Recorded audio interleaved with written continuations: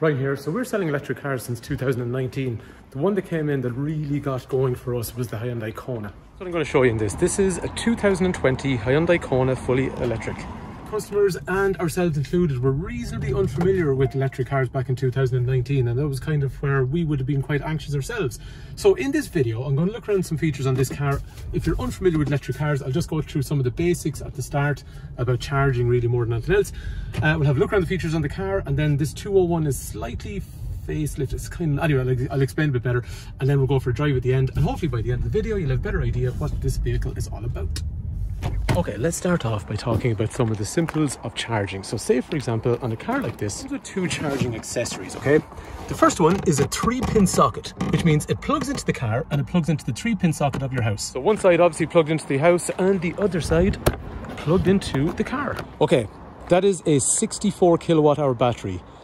That lead that I showed you has a maximum charging of about 2 kilowatts every hour. So in other words, that'll be about 32 hours from 0 to 100. You'd never be at 0, but yeah, that'll be super slow. More of an emergency measure more than anything else. But for a house, most people, if they have a charge point in their house, they're going to use this one here. That gives about 7 kilowatts every hour, which again, and I know you wouldn't be at 0, but if you were at 0 up to 100, that's going to be about 7 or 8 hours. 8 or 9 hours actually, sorry. Now remember I said, kind of half said there was a sort of facelift on this particular 2020. These came with a charge cable that allowed 11 kilowatts, which means in a business like this, we actually have 11 kilowatt hour chargers.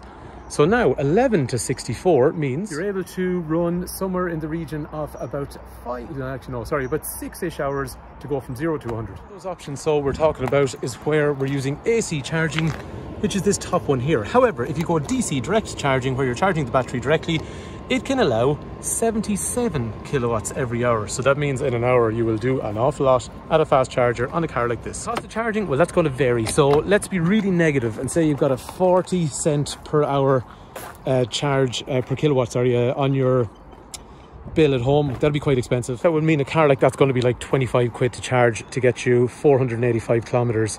And that'll be using the most expensive kind of electricity rate that I'm aware of at the moment. So this is the size of the boot. That cable should really be put down in there, but I'm going to do that whenever I finish the video.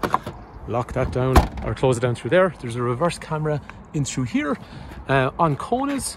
So nice kind of complex sort of setup in the taillights, but they look pretty nice. The taillights are LED up here. There's a little bit of a difference on these taillights compared to the normal version. So you always know when you're driving behind a Kona electric, it always looks slightly different than its internal combustion counterpart. A little bit of brushed aluminium along through there. I like this colour on the car, and the reason is you have all the cladding in a sort of grey colour as well. So when you're looking at the car, the cladding and the body colour tend to be very, very similar. So it almost looks like it's colour coded.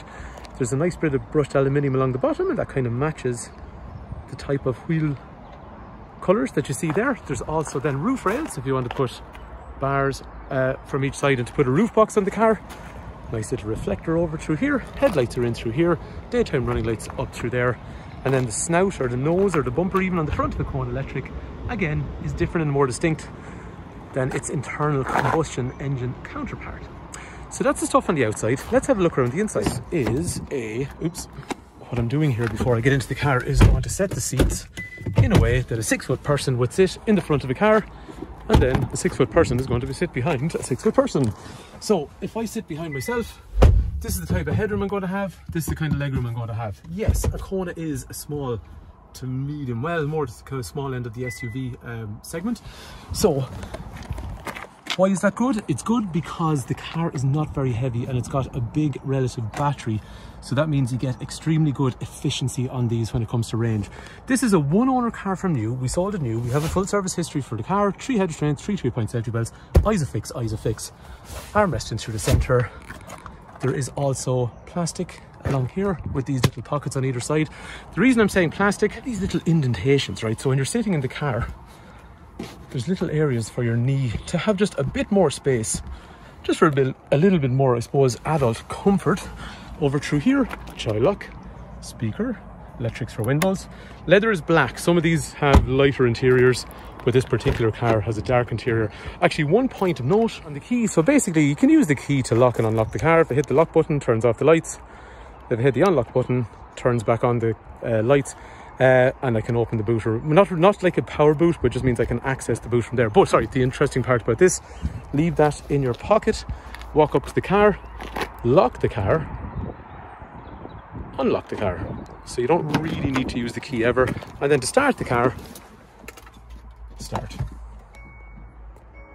Again, coming back to my small marginal, some additional extras from 2020 onwards over 2019, it had an upgraded Krell audio system.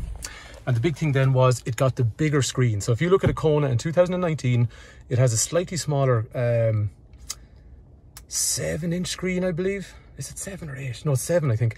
And then you move into this 10.25 from 2020 onwards, as long as you go for premium being the model with the leather. Okay, so down through there is storage. On these then you have heated steering wheel, heated seats, drive mode. So that's going to change how your throttle response is in terms of sport or comfort or eco. And the dashboard also changes, gives you different information and looks different as well, which is kind of neat. Okay, over here, electrics for windows and mirrors. Down through there then, things like if I want to control if the cable stays locked after I'm stopped charging, brightness of the dash, lane departure warning if I drift out of the lane, VESS if I want to have a little chime while the vehicle is moving so people can hear me because I don't have an engine, cruise control, Bluetooth over there, wipers are automatic in through here. And they also tell you, I really like that in there, it tells you what mode it's in. Same as the lights as well. So when I change the lights, you can go to automatic headlights. So they come on at night time, but you can also push forward, and they also dip when you meet traffic. And again, same idea, it shows you what mode you're in. That steering wheel is rake reach, so it goes up and down and in and out as well. And the seat here then, that's going to be height adjustable, and I've got lumbar support for my lower back. Park, reverse, drive. Storage. This is wireless charging, USB is in through there, heating controls, big camera up through here, and I'm also going to get parking sensors on the rear also. And then I've got different menus over here, so that's going to be Apple CarPlay, Android Auto.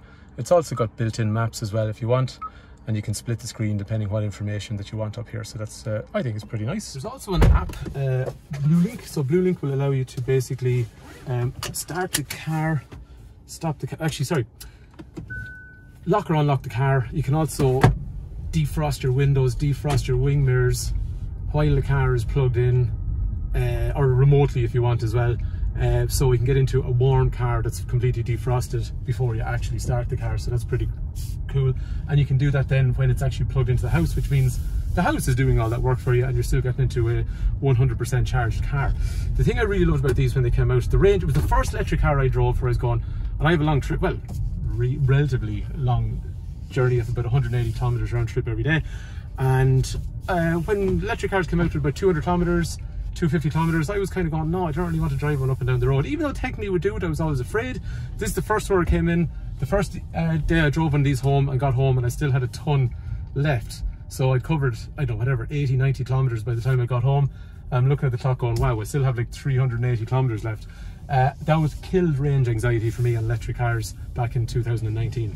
Second thing then, on a car like this, 485 quoted kilometers, real normal people. So the worst I've seen these, winter, driving the crap out of the car, motorway speeds, and you know, really cold weather. Those people end up doing about 360 max charge. In the summer, I have seen people come in here when the weather for that one day in the year that we get like 30 degrees.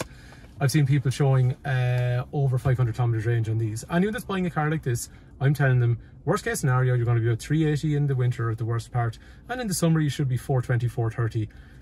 And I'm trying to be cautious just to give people a realistic number. And it's 201 brake horsepower. That's what I really loved. When these came in first, these were actually fun to drive. It was actually the most fun car we had to drive.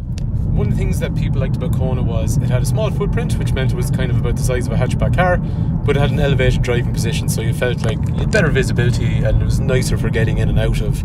And they're the reasons that a lot of people bought the Kona. So in terms of, and that's nothing to do with being EV. On these, okay, so as an electric vehicle, it's nice and quiet. One thing that's kind of cool, and I use them quite a bit, so there's paddles on the steering wheel, okay? So when I'm going to brake, I actually use this left paddle, and that actually brakes the car. So I'm not using the brake pedal, and I'm not using my foot. I'm not using the brake pads, so that's good for efficiency. But it's also not, you know, allowing wasted energy to leave the car. It's putting it back up into the battery from the wheels turning. Like we're saying, nice, nimble, straightforward car. Little push buttons are easy to use.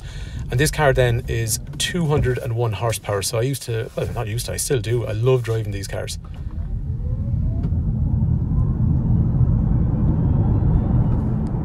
really good power in it.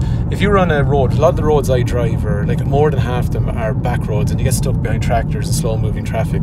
Point to point, these are brilliant. They drive good, to be fair. There's loads of power in them, and they're quite an efficient electric car. So if you're looking for a car that's got good power, is economical to run, these are definitely worth considering. And in my opinion, the other thing as well is this car, we're going to put 12 months warranty on the car.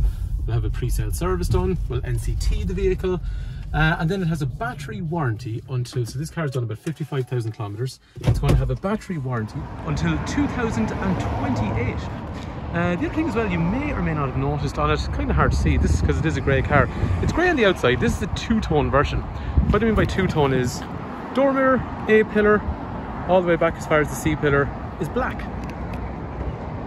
So it's kind of cool. That would have been a €750 add-on at the time when the car was brand new. So Brian's my name, Fitzpatrick's Garage, Dublin Road, Kildare. If the cars of interest, 086 843 1945, or if you're watching on YouTube and I missed something, let me know in the comment section and I'll do my best to answer the question. And hopefully the video's been useful. Appreciate your time watching. Thank you.